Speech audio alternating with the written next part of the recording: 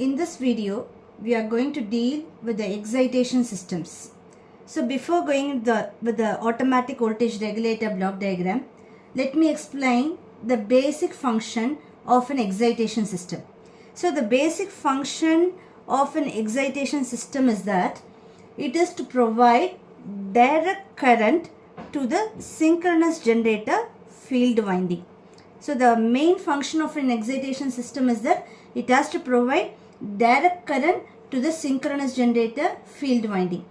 In addition, the excitation system has to perform control and protective function. This is the basic role of an excitation system in order to have the satisfactory performance of the power system. So therefore, what do you mean by control function? The control function is that it includes the control of voltage and reactive power flow and the enhancement of system stability. Next, the protective function. The protective function ensures that the capability limits of the synchronous generator, excitation system and other equipments are not exceeded. So let me first explain what is the basic excitation system requirements. What are all the various requirements of the excitation system? With reference to this generator consideration, the basic requirement is that the entire excitation system has to perform, supply and automatically adjust the field current of the synchronous generator to maintain the terminal voltage as the output varies within the continuous capability of the generator. To put it in a nutshell, the basic function of any excitation system is that it has to meet the specified response criteria. It has to provide limiting and protective functions as required to prevent damage to itself, the generator and other equipment. Number 3 is that it has to meet specified requirements for operating flexibility. Now, before going with this brushless excitation system, you have to understand what are all the types of excitation system. Number 1 is DC. Number 2 is AC excitation system. Number 3 is static excitation system. So these are all the 3 main broad classification of the excitation system. Number 1, DC excitation system. Number 2, AC excitation system. Number 3, static excitation system. Again, AC excitation system has been subclassified into stationary rectifier system and rotating rectifier system. And static excitation system is subclassified into 3 broad categories. First one is potential source controlled rectifier system.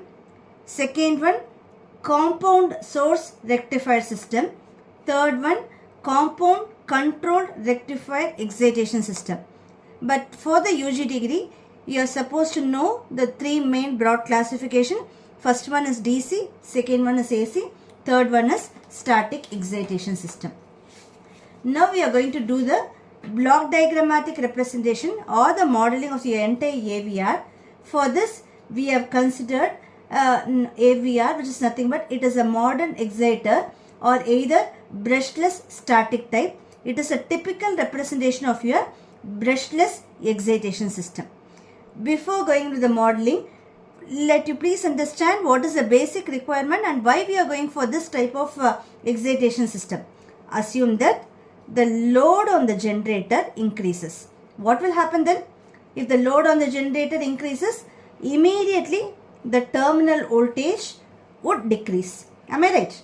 So therefore, this immediately results in increase in error voltage. The error voltage starts increasing, which in turn cause increased value of what? VR and IE.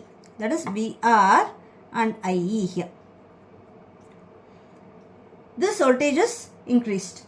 Therefore, this voltage is rectified by where? This voltage is rectified by diode rectifier and fed to the field winding of the generator, which is nothing but VF and IF, which is given to the field winding of the generator. Therefore, this in turn increases the flux and hence raising the magnitude of internal generator EMF E and terminal voltage V.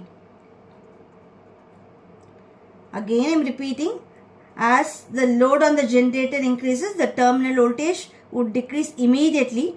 We are supposed to increase this terminal voltage. What will happen then? This immediately results in increased value of error voltage E, which in turn cause increased value of VR and IE. VR and IE is mentioned here. VR and IE. This voltage is rectified by what? Rectified by diode rectifier, which is fed to the field winding of the generator, which is nothing but VF and IF. This in turn increases the values of flux and therefore raising the magnitude of the internal generator EMF E and terminal voltage V. Now you just know what are all the various components of automatic voltage regulator. The first one is the comparator. This one is your amplifier. This block remains exciter. This one is your rectifier. This is your synchronous generator field winding. The dotted lines are the feedback. While in due course of study, we know what the role of feedback is all about. This is your rectifier and filter block. Now we can do the modeling or mathematical representation of the entire AVR. So we are going to deal with the exciter modeling. Before going in for this, from the figure we are writing this equation. Just you recall this diagram. This is your comparator block, amplifier, exciter, rectifier, synchronous generator. The values we have mentioned or the notations we have mentioned is IF, VF here. This one is VR, this one is IE, and this is your error voltage E. V reference is the input and delta V is your output. So therefore, from this AVR block diagram, we are going to have our equation delta V reference minus delta V is equal to error. Am I right? Input minus output is equal to error. And the next equation is delta VR. We can write it as delta VR is directly proportional to delta E. Remove the proportionality sign, add a constant. Let it be your amplifier gain constant. So Ka into delta E. Take Laplace transformation for those two equations. Delta V reference minus delta V of S is equal to delta E of S. Second equation, delta VR of S is equal to Ka into delta E of S. Keep this as equation number 3 and equation number 4. From equation 4, delta VR of S, bringing delta E of S in the left hand side, delta E of S is equal to Ka. I am writing approximately it is equal to Ga. The reason is that where Ga is going to be your amplifier transfer function. Am I right? Amplifier transfer function. This holds good only for amplifier with instantaneous response. But in reality it is not so. No amplifier will have an instantaneous response. It will have a time delay represented by time constant Ta, time constant. Let it be your amplifier time constant. Keep it as notation A. So Ta is amplifier time constant. So for a practical amplifier, the transfer function will become Ga is equal to Ka divided by 1 plus S into Ta. Keep this as equation number 5. Next, let Re, that is your exciter resistance, Le represents the resistance and inductance of the exciter field winding. What we can write the equation? Delta VR is equal to the normal equation, voltage equation. R into I is equal to L into di by dt. Replace it with a particular notation, whatever we are using it. Delta VR is equal to Re into delta IE plus Le into d by dt of delta IE. Keep this as equation number 6.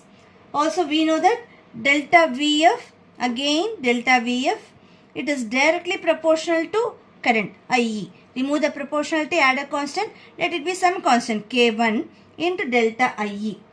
So from equation 6 and 7, on taking Laplace transformation, what will happen? Delta VR of S is equal to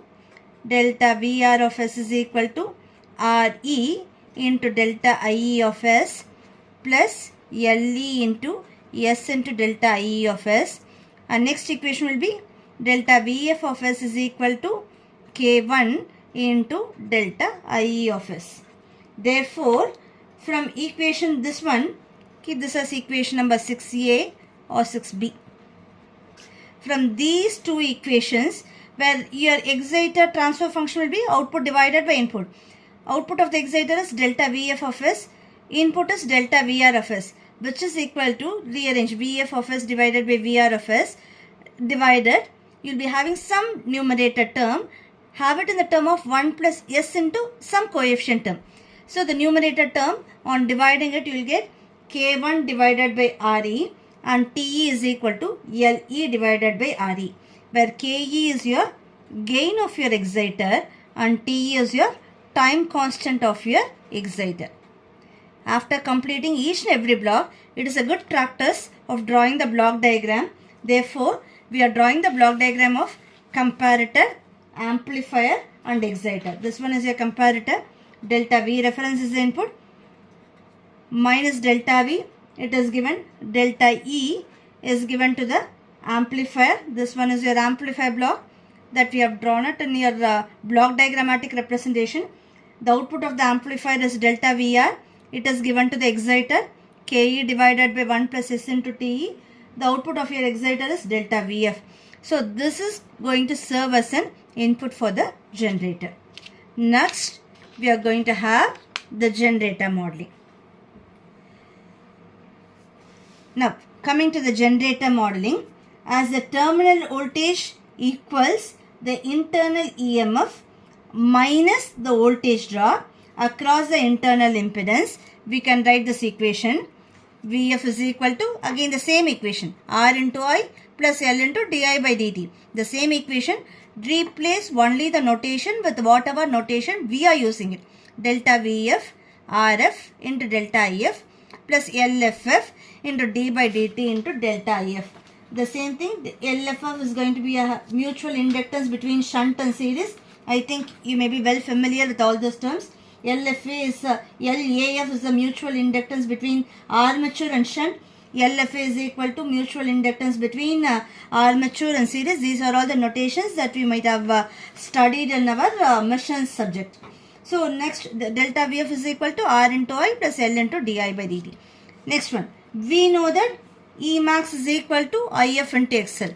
XL is equal to omega into LFE. Generally, we are supposed to find out the value of If. If you know directly the value of If, you can substitute it there. If not, how we arrive the value of If is that E max is equal to If into XL. This is the notation we might have studied in our circuit theory. If into XL is equal to omega into LFA, and bringing into the RMS value, E RMS is equal to If divided by root 2 into omega into LFA. We are supposed to know the value of If alone. If is equal to root 2 into E RMS into omega into LFA. This one we are going to substitute it over here. Substitute equation number 10 in equation number 9 and just rearrange it. That's it. Delta E of S divided by delta Vf of S. This E we are going to replace it, which is approximately equal to delta V of S. When this approximation holds good is that when armature reaction is neglected, the E can be replaced by means of V. Therefore, delta E of S divided by delta Vf of S is approximately equal to delta V of S divided by delta Vf of S. Always have the notation of gain divided by 1 plus S into time constant. Let the generator gain constant be Kf. Let the generator time constant be Td naught dash. Some terms we can have it in the numerator. Therefore, Kf is equal to omega into LFA divided by root 2 into Rf. Td naught dash is equal to the coefficient of your S term. Substitute it and then just simplify it. You may get this answer. Td naught dash is equal to LFF divided by Rf. Therefore, the complete block diagram of generator, comparator, amplifier will be delta V reference minus delta V is given to your amplifier, which is nothing but Ka divided by 1 plus S into Ta. This is your output of the amplifier delta Vr, which is given to your exciter, Ke divided by 1 plus S into Te. The output of your exciter is delta Vf, which is serve as an input to your generator, Kf divided by 1 plus S into Td naught dash. the output of the generator is delta V. We are having a unity feedback here. Therefore, delta V reference minus delta V is equal to delta E. The equation term and the circuit diagrammatic representation and the mathematical derivation, everything should coincide once we are deriving the derivation. So again I am repeating, Ka is your amplifier gain constant, Ta is the amplifier time constant. Ke is your exciter gain constant, Ke is your exciter time constant. Kf is the generator gain constant, Td naught dash is the generator time constant, where Ke is equal to K1 divided by Re, Te is equal to Le divided by Re, Kf is equal to omega into Lfa divided by root 2 into Rf, and Td naught dash is equal to Lff divided by Rf.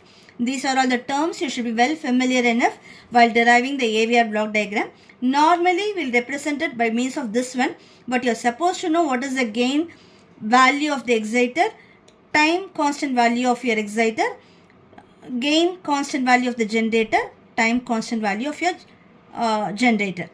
With this, the modeling of the AVR is getting over. Next one, we can deal with the stability compensation of the AVR in the next video. Thank you.